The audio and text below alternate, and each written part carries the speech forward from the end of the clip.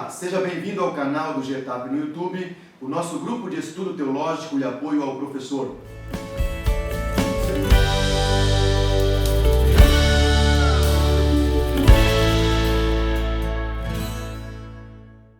A paz do Senhor Jesus Cristo, estamos estudando o terceiro trimestre das lições bíblicas da CPAD, o desafio da evangelização, obedecendo ao ID do Senhor Jesus Cristo de levar as boas novas.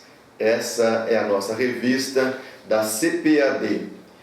A lição de número 2, de 10 de julho de 2016, Deus, o primeiro evangelista. O textuário vai nos dizer assim: ora, tendo a Escritura previsto que Deus havia de justificar pela fé os gentios, anunciou primeiro o Evangelho a Abraão, dizendo: todas as nações serão benditas em ti. Gálatas capítulo 3, versículo de número 8. Em uma outra versão, este versículo vai nos dizer assim: e a Escritura, prevendo que Deus iria justificar os não-judeus pela fé, anunciou com antecedência as boas novas a Abraão: por teu intermédio, todas as nações serão abençoadas. Então veja bem o nosso textuário de suma importância, e eu quero ficar um pouquinho aqui no textuário e falar contigo, caríssimo professor, que aproveite um pouquinho e explane um pouquinho melhor o textuário, porque ele é de grande importância para a nossa lição de hoje. Então nós observamos que o apóstolo Paulo, ele personifica então a Bíblia Sagrada com essas palavras que ele inicia aí o textuário. Nós observamos também que ele tem o propósito, na verdade, de ressaltar a origem divina da palavra de Deus. É bom também nós entendermos que no contexto desse versículo bíblico, o apóstolo Paulo, ele está falando com os hebreus que haviam já se convertido, os hebreus cristãos, mas que agora eles estão trazendo um falso ensino, né? Os judaizantes agora, hebreus cristãos, que queriam então que os gentios cristãos obedecessem à lei de Moisés no tocante à circuncisão. Eles chegavam a dizer o seguinte, que as bênçãos eram somente para Abraão e os seus filhos. Então, desta forma, todos aqueles que quisessem ser abençoados precisavam então ser filhos de Abraão, e desta forma a circuncisão era imprescindível, o que é totalmente antibíblico e errado. Então, o que eles estavam querendo dizer era que cada cristão, para ser judeu, descendente de Abraão, precisava se circuncidar. E nós vemos que o apóstolo Paulo aqui, na carta aos Gálatas, ele está explicando essa questão aos irmãos da cidade de Gálatas. Então Deus já tinha anunciado então o Evangelho a Abraão, a promessa de Deus de que todas as nações seriam benditas em Abraão, abrange o plano de Deus para todos os séculos, tanto os séculos passados quanto os séculos futuros. Todas as nações seriam benditas em Abraão, porque o seu descendente Jesus iria trazer a salvação a todo aquele que crer. Então a promessa da bênção a Abraão pretendia desde o início ser feita por Deus a todas as nações e não somente aos judeus. Então ela foi abrangente, ela alcançou na sua totalidade todas as pessoas que viessem a aceitar então o Messias, que viessem a aceitar então a Cristo, que viessem a aceitar o Cordeiro de Deus que tira o pecado do mundo. A verdade prática vai nos dizer assim: Deus, que deu início ao trabalho de evangelização, exige de cada um de nós uma atitude evangelística responsável e amorosa. Então, o que nós entendemos nessa verdade prática é que Deus, Jesus Cristo e os apóstolos, eles nos deixaram um exemplo. de que cada um de nós somos responsáveis pela evangelização. Nós precisamos estar preocupados sim, e entendermos que existe uma responsabilidade que nos foi imposta e nós precisamos atender a esse ide, a esse chamado do nosso Senhor e Salvador Jesus Cristo. A leitura bíblica em classe está no livro de Gênesis, o capítulo de número 12, do versículo 1 ao versículo de número 8. Nós vamos para a introdução do nosso comentário, que vai nos dizer o seguinte: Deus fala diretamente com Abrão, demonstrando seu interesse e amor para com a humanidade. Então, quando Deus fala com Abrão, ele não está demonstrando seu amor somente a Abrão e a sua família, mas ele está demonstrando amor e interesse para com toda a humanidade. E então, incumbindo agora a Abraão e seus descendentes a tarefa de levar as boas novas e preparar o mundo daquela época para a chegada do Messias prometido. Então observem que já junto com essa evangelização, junto com a palavra de Deus, a Abraão já vem também a incumbência, a responsabilidade que ele precisava assumir. Então Deus utiliza vários métodos, vários meios para proclamar o evangelho a toda a humanidade, a todos os homens da terra daquela época, e quer que nós também o façamos com diligência. Observe que alcançou até nós a palavra que ele fala com Abraão, e após com Abraão, ela chega até a mim e até a você, revestida então de grande responsabilidade. Eu e você precisamos entender esta questão. Vamos à frente então. O primeiro tópico da nossa lição, ele está desta forma: a chamada de Abraão. Está subdividido em 3 subtópicos. O primeiro, Abrão o caldeu, depois Abraão o evangelizado e o evangelista Abraão. Entendemos que a cidade de Ur, através de escavações, tornou-se um dos lugares antigos mais conhecidos do sul da Babilônia. Era um famoso centro comercial e religioso da época. Ali eles adoravam o deus Naná, ou Nana, o deus Lua. Então observem que eles tinham na Mesopotâmia esse deus que eles adoravam, e lá a família de Abrão adorava este Deus. Observe, Terá, que era o pai de Abrão, ele adorava o deus Lua, Naná, e em Harã, que já era uma cidade próspera, uma cidade grande também, ali também se adorava o mesmo Deus. Então Terá veio e acabou ficando na cidade de Harã. A sua intenção era viajar mais, era ir adiante, mas ele para e fica um grande tempo ali na cidade de Harã, uma grande cidade, e ali já se adorava então o deus Lua, Naná, e era o mesmo Deus de Terá. Alguns comentaristas dizem que Deus falou com Abrão em Ur, e depois confirma então esse chamado em Harã, após a morte de Terá, pai de Abrão. O importante é que Deus chama Abrão com 75 anos, o convidando a deixar a idolatria dos seus pais, e isso fala de renúncia, e agora ele deveria então se manter numa adoração verdadeira, ou a verdadeira adoração. E Deus assim estabelece para si uma testemunha do único Deus verdadeiro em meio a um politeísmo universal imperante naquela época. Isso está em Deuteronômio capítulo 6 e o versículo de número 4. Então observe que era algo muito complicado, algo muito difícil, numa época onde o politeísmo imperava, onde se adorava muitos deuses. Abrão ouve a voz de Deus e ele atende a voz de Deus para adorar a um Deus único, a um só Deus, e dessa forma ele se torna então o guardião da revelação divina, como está em Romanos capítulo 3, versículos 1 e 2, ele se torna também uma testemunha da bênção de servir ao Deus verdadeiro, como está em Deuteronômio capítulo de número 33, versículos 26 a versículo 29, e também nós vemos que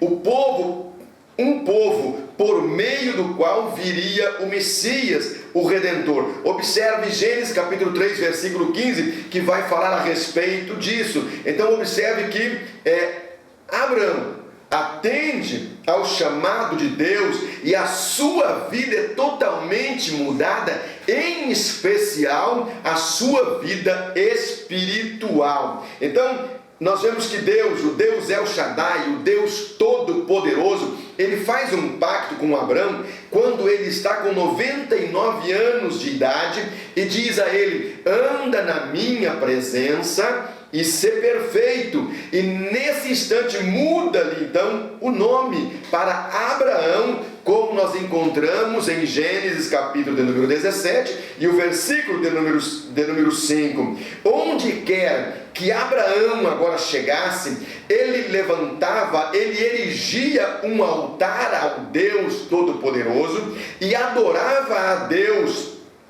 E desta forma ele levava pessoas a adorarem o seu Deus agora. Então era uma maneira, uma forma que ele estava evangelizando então as pessoas que estavam ao seu redor, aqueles povos. Então o povo hebreu agora passa a ser conhecido como o povo de Deus, não só como o povo de Deus, mas como o povo de um Deus, de um único Deus. E isso fazia toda a diferença naquela época. Não era fácil, como eu acabei de relatar, no mundo politeísta, onde se adorava muitos deuses. Agora de repente Abraão passa a adorar a um só Deus e a falar deste Deus único. Em segundo lugar, aqui nós vamos para o nosso segundo tópico da nossa lição, que vai falar a respeito, a palavra de Deus é evangélica, e está subdividido em 4 subtópicos, que nos diz assim: a lei de Moisés é evangélica, a história de Israel é evangélica, a poesia de Israel é evangélica, os profetas são evangélicos. É necessário, é preciso nós entendermos então o que significa a palavra evangélica, para que não traga assim sobre a cabeça de alguns irmãos, de algumas pessoas, mudar então o significado do que a lição está nos trazendo. Observe bem, a palavra evangélica tem a ver e é relativa a evangelho, que é todo o ensinamento que Jesus deixou, e que significa boas novas de salvação. Evangelho significa boas novas de salvação, e é todo o ensinamento que Jesus deixou. Então isso é ser evangélico, é evangélica, tá certo? Hoje se diz evangélico todo aquele que é ligado ao cristianismo, ou segue a Cristo, ou segue os ensinamentos, ou segue os evangelhos, tá certo? Então observe bem, entenda e explique na sua classe de escola bíblica dominical essa questão do que é evangélica, porque vai surgir algumas dúvidas aí com certeza. Vemos então no Antigo Testamento várias passagens bíblicas relacionadas ao Messias que haveria de vir, que serão confirmadas no Novo Testamento. Observe que desde o Antigo Testamento já se começa então a falar a respeito do Messias que haveria de vir. O próprio Deus no Gênesis já fala a respeito da redenção da humanidade. Vai seguir falando não somente da salvação e liberdade de Israel, mas também que esta salvação abrangeria todos quantos viessem a receber ao Cordeiro, a Cristo como Senhor e Salvador. Então, desde já o Antigo Testamento, nós já vemos esses ensinamentos. Moisés também vai falar a respeito do Cristo que haveria de vir e conclama a todos a ouvirem a sua palavra e também a obedecê-lo. Observe que Moisés não traz para si a glória, não. Ele fala a respeito do Cristo que haveria de vir e chama todos a obedecê-lo, e chama todos a ouvirem e atenderem então a sua voz. Vejamos que Israel, ele estava experimentou momentos de grande prosperidade. Num desses momentos, Davi, já em seu palácio, ele propõe então edificar um templo para a arca do Senhor. Então são prometidas bênçãos à família e à posteridade de Davi. Essas promessas estão relacionadas a Salomão, o sucessor imediato de Davi, e a linhagem real de Judá. Mas é necessário entendermos também que relacionam-se com Cristo, a quem as Escrituras se referem com frequência como filho de Davi. Observe então o estabelecimento da sua casa, da casa de Davi, de seu trono e de seu reino eterno, não pode ser aplicado a outro que não seja a Cristo. Então não está falando ali diretamente a Davi, mas está falando a respeito de Cristo já, e ao seu reino, até porque a casa e o reino de Davi terminaram há muito tempo, né? Então os escritos, os hinos de Israel falam a respeito do Messias prometido, cantavam a respeito do Messias prometido, escreviam a respeito do Messias prometido. Vemos os salmos, né, que eles escreviam e cantavam, algo assim extraordinário até os dias de hoje. Os profetas então deixaram ricos textos que demonstravam que o Cristo haveria de vir e estabelecer uma nova aliança com toda a humanidade. Nós vemos por toda a Bíblia escritos com respeito então ao Cristo prometido que haveria de vir. Toda a palavra de Deus, toda a Bíblia Sagrada, desde o Gênesis até o Apocalipse, contém relatos a respeito de Cristo, Filho do Deus vivo, que haveria de vir para ser o Salvador do mundo. Então, essa era a mensagem que Abraão passava, que Abraão ensinava e que nós vemos no decorrer de toda a Bíblia Sagrada. Indo então para o terceiro tópico da nossa lição, nós vamos encontrar o seguinte: executando o trabalho de Deus, Israel e a evangelização mundial, a missão intransferível da igreja. São os dois subtópicos. Então vemos que Deus deixou o exemplo, mas o povo de Israel, ele falhou na sua missão de levar o evangelho ao mundo, ainda que tenha contribuído para que o evangelho chegasse até nós. Mas o que aconteceu com o povo de Israel? O povo de Israel se acomodou, o povo de Israel se sentiu muito bem. Existia um Deus que guerreava as suas guerras, que venciam então as suas guerras, e eles então abraçaram a esse Deus, dizendo: esse Deus é nosso. Tornaram-se egoístas e dessa forma não levaram o evangelho adiante. E nós vemos que Israel, em seus momentos de glória, em seus momentos de riqueza, eles não aproveitaram para levar a mensagem salvadora. Ao invés disso, eles se envolviam com a idolatria e adoravam outros deuses, desobedeciam ao Deus Yahvé. Então Deus tomou estas riquezas que seriam oferecidas aos judeus e ofereceu aos gentios, que a receberam com muita alegria. Os gentios, eles foram enriquecidos com grandes bênçãos espirituais.